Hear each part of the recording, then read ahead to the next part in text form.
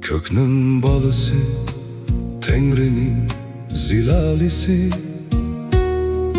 ili deryası, sen halkın şulalisi.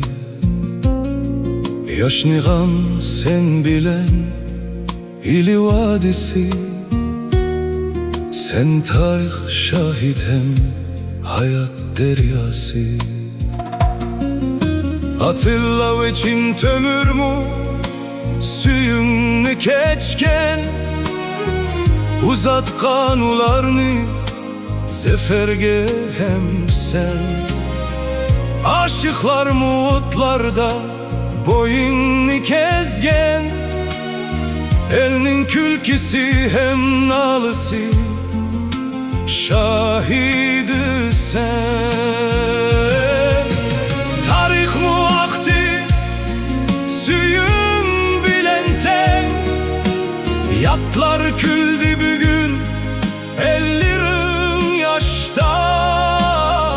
Akı sentimimsiz iteklerin ken, nehmiler singen her bir taşka.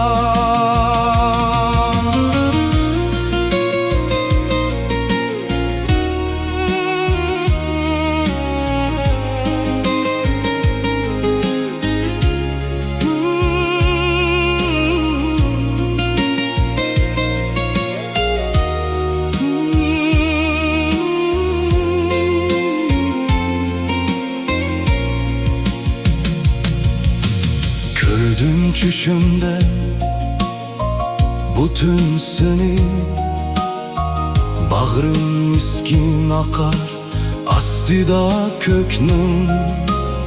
Sularım goya közümdeki yaş gibi, sükutsiz dağlaydı kalbim nimini.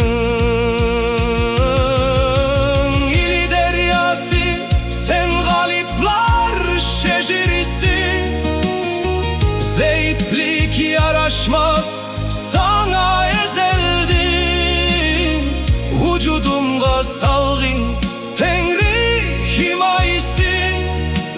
Külü sen uzun kalmaz her kim gazeldin. İli deryası sen yurtun deryası, ili deryası. Sen ana derya.